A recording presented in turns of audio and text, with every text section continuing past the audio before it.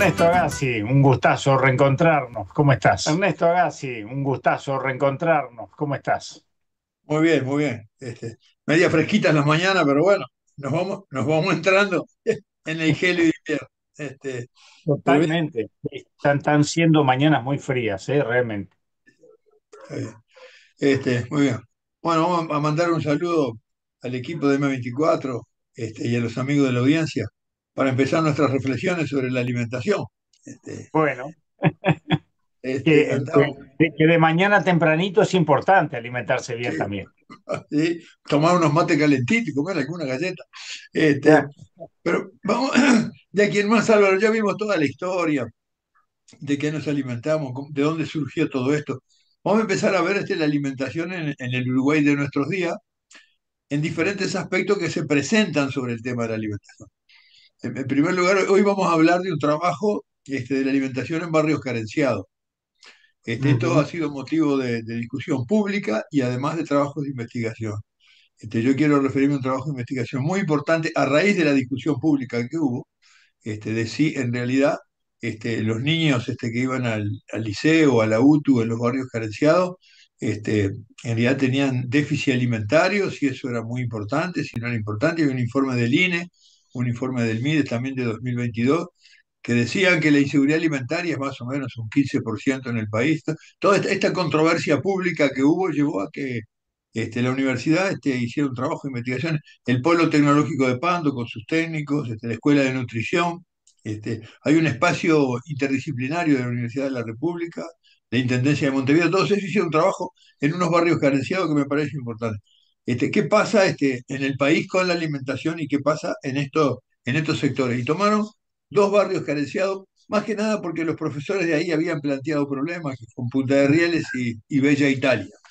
Y Mm. vamos a ver que de Bella no tiene nada. Capaz que tenía en la intención de los fundadores, pero después. Este, Sí. ¿Y qué es esto surgió por una demanda de actores sociales que están trabajando con la gente? Entonces, en realidad, lo que encontró el programa metropolitano de la universidad es que, si bien la inseguridad alimentaria severa o moderada era de un 15% en el Uruguay, lo cual estaba bien lo que decía el MIDES, ¿no? En realidad, en estos barrios era del 39,7%. Entonces, ya tenemos una diferencia muy grande de lo que pasa en los territorios, porque viste que los promedios siempre es el lugar donde se ahogan los petizos. ¿No? Es así, los promedios son promedios, ¿no?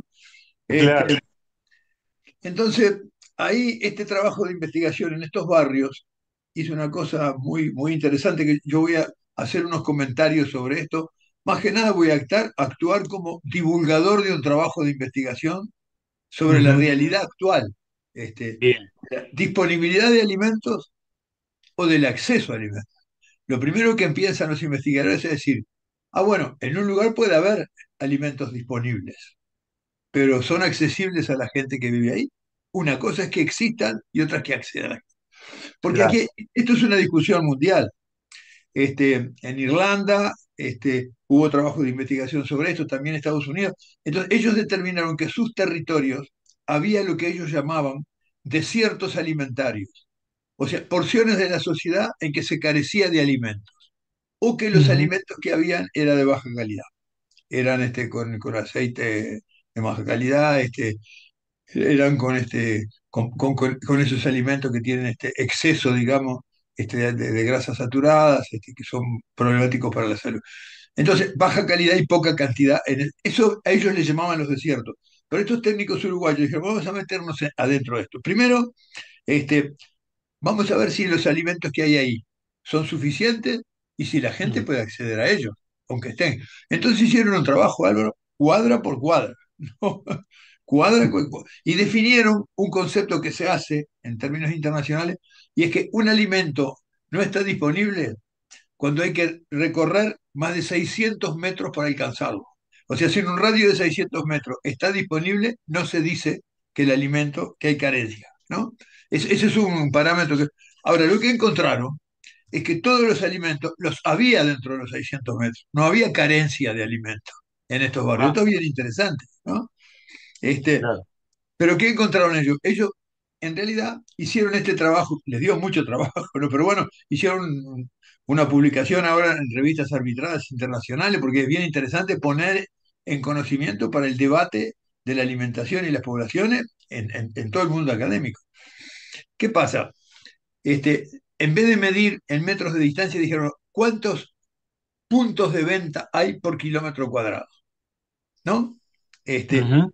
¿Cuántos comercios de alimentos hay por kilómetro cuadrado en las zonas carenciadas y en las zonas urbanizadas, promedio?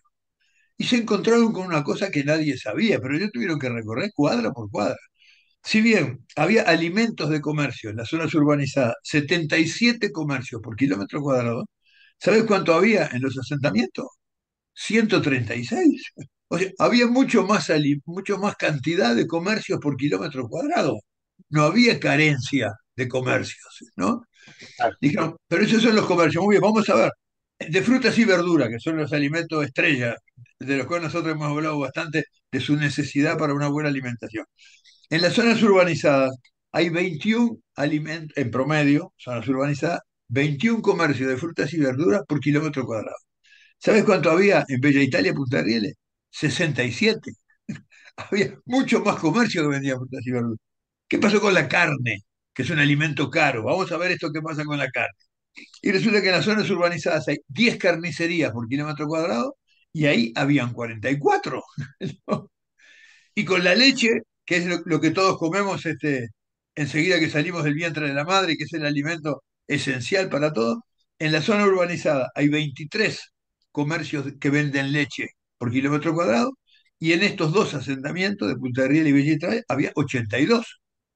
Entonces, ¿qué es lo que pasa con esto? ¿No? Los puestos, los puntos de venta de alimentos en esos lugares existían y de sobremanera había muchos alimentos, muchos comercios de venta de alimentos, ¿no? Este, ahora viene un asunto, ¿cómo se explica esto? ¿Qué implicancias tiene para la alimentación de la población, ¿no? Y ahí vienen una cantidad de cosas interesantes. Primero, los precios. Este, lo que decían los vecinos, ellos entrevistaron a los vecinos, los comerciantes, los supermercados, hablaron con todo el mundo, los maestros. Lo que decían los vecinos es que los precios que ellos pagaban, por ejemplo, por el kilo de banana, era precio de barrios ricos. Eran más caros los precios en esa cantidad de alimentos que había en el barrio. En realidad, para surtirse bien, si podían, iban fuera del barrio, porque ahí eran muy caros los comercios. Dice, somos barrios pobres con precios de ricos, dice. Esto hay que explicarlo. Ahora, por otro lado, había empezado en el 2022, no sé cómo estará, este trabajo es del 2022, la venta Ujú. fraccionado. La gente iba y compraba 20 pesos de yerba, 20 pesos de Claro, azúcar, ¿no? Eso en realidad es por la restricción, perdón, la alimentación de plata que tiene la gente, que compra por la plata que tiene lo que le puedan dar. Entonces eso claro. evidenciaba algo también, ¿no? Mm. Y la otra cuestión interesante acá es que esos comercios que habían ahí, que eran de vecinos del barrio, porque digamos una Mm. cosa, Lor, en esos barrios también poner un puestito y vender manzanas, bananas, cebollas y papas le da un ingreso al que pone el puestito.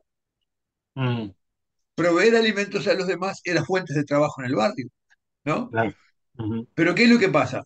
Las papas salían de una chacra, un proveedor, un distribuidor lo llevaba a la UAM, en la UAM lo recibe un mayorista, el mayorista se lo vende a un distribuidor, ese lo lleva a un comercio en la ciudad. Ese comercio en la ciudad se lo vende a otros comercios más chicos que vienen y lo compran, y ese comercio más chico se le da a uno que tiene un puestito dentro del barrio. Vos fíjate cuántos escalones tiene esta escalera. Y si Claro, cada uno de esos escalones gana un poco, yo no sé cuánto, ¿no? Al final termina siendo mucho más caro porque pasó por mucho más escalones de la escalera. Lo que dicen los vecinos es que esos que vendían papa, cebolla, porque en realidad no había gran diversidad, había puestos de venta. Pero mira, lo que mm, venden es zanahoria, papa, cebolla y algún boñato. Y después de fruta, cuando hay mandarina venden mandarina y naranja, y cuando hay manzana venden manzana. Y banana, que siempre hay.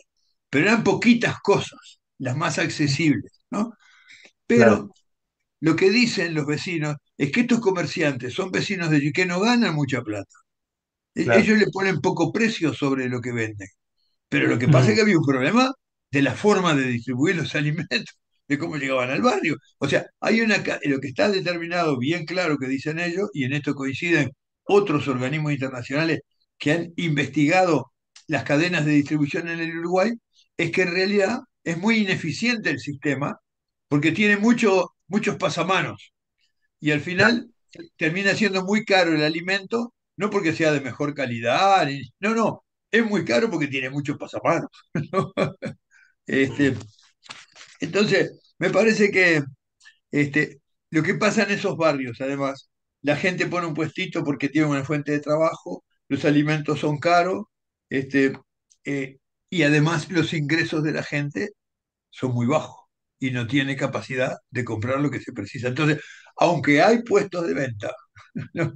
Aunque hay mm, muchos puestos de venta, pero los alimentos son... Y la gente no tiene capacidad económica de comprar todo lo que ahí se vende. No importa claro. que haya Mm, disponibilidad, lo que no hay es acceso, ¿no? sí, Entonces, me parece que esto, en realidad, lo que te habla esto es de una gran desigualdad en nuestra sociedad. Esto no es ninguna novedad ni para vos, ni para mí, ni para los oyentes de la radio. El claro. problema es la desigualdad. Entonces, quizá no hay un desierto de alimentos, ¿no? Lo que hay es un desierto de bienestar por falta de ingresos de la gente. Y Claro, porque tal como está organizado todo, termina en esta cosa que es bastante contradictoria, contraria a la razón, de que el mm, que tiene menos tiene cosas más caras, ¿no? Y como consecuencia de tener que hacer un pesito de cualquier manera, termina encareciendo las cosas del vecino. Todas cosas contrarias a la razón, ¿no? Y lo más claro, contrario a la razón es que no haya una buena alimentación de la gente.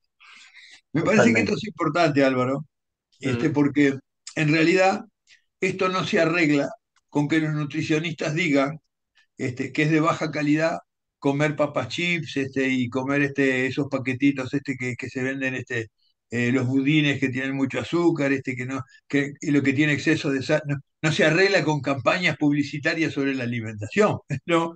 Quizá claro, esto es un tema más profundo que tiene que ver con la organización de toda la sociedad. Es un problema de la alimentación en estos barrios. Yo creo que claro, nosotros vamos a seguir reflexionando, Álvaro, sobre los problemas que tiene la alimentación constante y sonante en nuestro país, en distintos sectores de la sociedad. Vamos a analizar con distintos alimentos, porque en realidad, Álvaro, yo quiero preguntarnos una cosa y que nos quede a todos en la cabeza dando vuelta. ¿Quién se ocupa de esto? Nosotros nos estamos ocupando como medio de comunicación, claro. reflexionando, ¿no? Los nutricionistas se ocupan de cómo se nutre la gente. este, los distintos ministerios ven los problemas que hay, pero ¿quién se ocupa de que en realidad hay un desierto de bienestar que hace que la gente no se pueda alimentar, aunque tenemos una historia de la alimentación en el Uruguay? A mí me parece que vamos a terminar con esta pregunta desde varios agujeros de la cerradura. A pesar de que tenemos una historia, de que comemos mucha carne en promedio, muchos lácteos en promedio, comemos huevos bien en promedio, comemos muy mal en vitaminas y fruta. Ahora, todo eso lo sabemos todos. ¿Quién va a arreglar Mm, este estofado? No, me parece que está bueno ir recorriendo la sociedad nuestra y la realidad. Yo aquí mencioné un trabajo de investigación que se hizo por parte de una serie de organismos públicos, la Universidad de la República, en realidad participó bastante, distintas facultades, la Intendencia de Montevideo aportó porque tiene mucha información, hasta encontraron que la información que está disponible no es la más adecuada para analizar estas cosas, que hay que ir y zapatear, hay que ir y recorrer cuadra por cuadra, hablar con la gente, y fue una metodología muy linda, que me parece que es muy real, y que nos muestra un poco la calidad y la cualidad de los problemas de la alimentación en el Uruguay. En este caso, en barrios carenciados. Lo seguiremos recorriendo, ¿no? claro que sí. Nos quedamos con esas reflexiones que nos dejas planteadas, maestro. Muchas gracias. Bien, entonces nos vemos el otro martes. Y vos dice que va a venir el calorcito en unos días, pero después viene el frío de vuelta, ¿no? Hay que estar preparado para esos cambios de temperatura. Para todo. Bien. Muchas gracias.